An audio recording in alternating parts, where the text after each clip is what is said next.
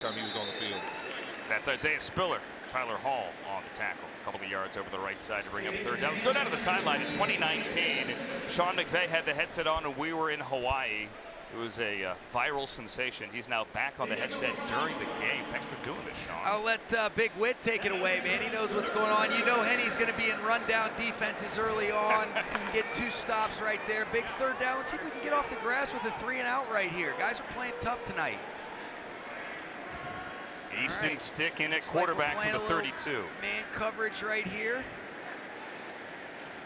Sticky. Come on, Tyler Hall. All right, Houston Stick, he is a guy that can run and create with his legs like Bryce has been doing. I really thought all of our guys did a good job, really. Liam's been doing an excellent job, and then, you know, Chris Shula did a really good job with the operation in the first half. Sean, what's it like for you here in the preseason to hand over the reins and let your assistants take over? I think it's great. You know, Big Whit knows I got a chance to do that when I was in Washington with Jay Gruden, and you know, those are opportunities that help you grow as a coach. And you know, I think it's a real credit to Raheem's leadership on the defensive side of the ball to keep empowering his coordinators, you know, the pass game and run game coordinator. And it's been, you know, it's a great thing. It's really good, Andrew. We try to be a developmental staff. Little waggle boot right here. Good job by Grant Haley topping that thing down. He's a tough player. He did a great job for us on special teams last year. Lovett from Lovett High School in Atlanta, Georgia, Andrew. I bet you didn't know that, did you? Yeah, I have it right here, I think. Let me look it up. On the sheet. But no, you're right, Sean. They're doing a great job, and I think that's one of the coolest things in the organization, the ability to empower coaches. I think Raheem said it to me in pregame. We develop players. Why wouldn't we develop coaches? And I think that's something that's so important in this league, is giving guys opportunity. Really cool for Eric Henderson to have that chance tonight. Yeah, no, it really is. And he said it last year, Whit. Good job. All right, another third down. Let's see if we can get off the grass right here. But no, you're right. I mean, he said it to me last year. He's like, you know, we try to be a developmental staff, and it goes both ways, players and coaches, and just continuing to kind of have those positive competitive environments where guys can grow. And let's see if we can get off right here. Possible 4-down territory. We know Staley likes to go for it. Yeah. So definitely had that tendency last year, that's for sure. Sean, hey, what are we calling here? You know what? I'm on with you guys. I'll be able to tell you once we get lined up, but I would think, you know, another situation, be able to play Sticky right here. Coming out in a 3-by-1. We're holding a little bit. Looks like we're in a zone. We're probably in our, you know, 3-deep rotation. Coming down. Being able to, good job by TJ Carter flashing in that window. And God, I cannot believe he got across the board, but he looks like he's short. Now, how about that tackle there by Grant Haley? Grant Haley. He's short, Sean. Showing up. Big time play. This is a 4-down possibility right here. See if you're right about Staley. Looks like they're keeping Horvath, the fullback. All right. You know Henny's going to go with a heavier grouping right here. Yeah, see, Matthew told it. Did you hear that? Coach Stafford over here. You know?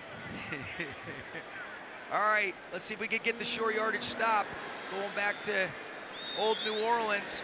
That's a Sean Payton special. Joe Lombardi pulling it out of the New Orleans playbook. It's Horvath right up the middle, the fullback.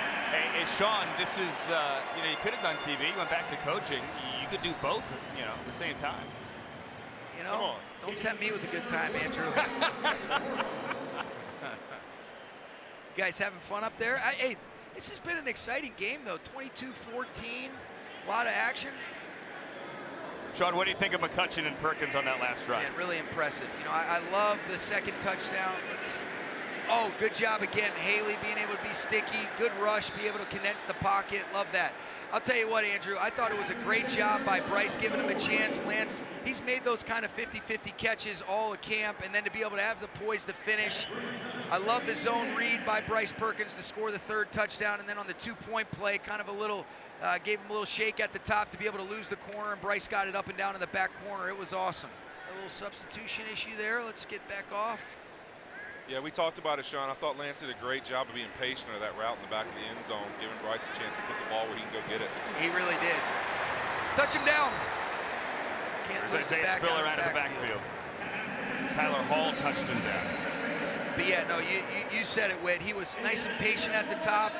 You guys just think Big Whit's just an exquisite left tackle his whole career. This guy's got an appreciation for all 22.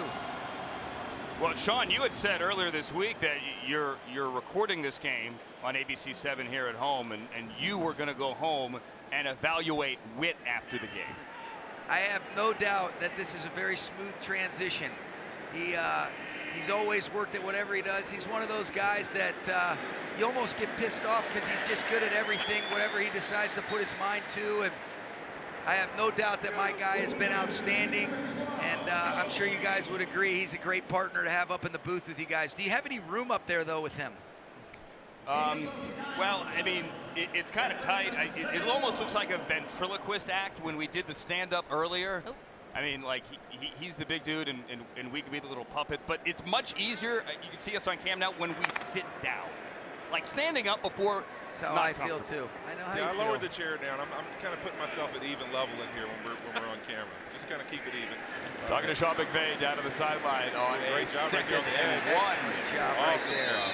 Hey, Keir Thomas has done a great job. You know, he's stout, he's sturdy at the point of attack. He's got some power on his rushes, and then obviously being able to set the edge and make a play for a tackle for loss. I know Thad Bogardus is excited to see that. He's been a nice contributor throughout camp. I'm happy to see a lot of these guys making plays. Sean, we talked a lot about the young edge rushers and corners who are impressing in camp. Anyone impress you in the first half? Well, we talked about Lance McCutcheon. I thought he stood out. You know, I thought A.J. Jackson did a great job. We had a couple short yardage runs, really getting good knockoff. And then you could really just feel, I like the way those young corners moved around. I thought there was going to be a chance for DK to be able to kind of take that short out route on the far sideline the other way. But we're doing a good job of getting them into third downs. We've got to be able to get off the grass, though. But I think those guys have stood out. Bobby Brown was another guy that I thought really flashed in the first half, made a couple TFLs, and definitely was able to get some good penetration, especially on some of those early downs. We're looking at Easton Stick here, the Chargers quarterback. Blood on his pants there, back of his right leg. Don't know if his hand is cut up, though. Certainly saw that on cam. We'll keep an eye on that. Sean McVay down to the field. A minute remaining here in the third quarter. Chargers driving. Stick with a completion to Michael Bandy, who had a touchdown earlier. Sean, let's go back to what got done in Irvine. You guys wrapped up this week, headed back to Thousand Oaks. What do you think of camp? I thought it was great. You know, there was a lot of different things that we were able to get accomplished. Still a lot of things that we have to do moving forward, Andrew, but you know, a lot of good competitive work. This has been one of the first years in a while that we haven't had a chance to practice against anybody else. So there's been a lot of good back and forth battles. But I think it'll be fun in a couple weeks to get a chance to go practice against the Bengals. But, you know, it's been good. You know, I really love the leadership that I'm seeing from this group. Got to be able to set that edge right there. But you can really see we've got all 11 guys who are willing to come up and tackle. It's a nice job by Hines being able to make a play. Hines 57, the linebacker. And Sean, we're going to let this clock down, I think, and that's going to be the end of the third quarter. We cannot thank you enough for a very long drive and hanging all the way through to the end of the quarter. Of course. I know you guys are holding it down up there. Big Witt, I know I don't need to check it. You are the man. Appreciate you guys. Thanks, Sean. Good luck in the fourth quarter. See y'all. Sean McVay joining us during the game. Great stuff, and we appreciate Sean willing to put the headset on for as long as that drive was. Drive is not over. We're going to start the fourth quarter with the Chargers threatening in the red zone when we come back.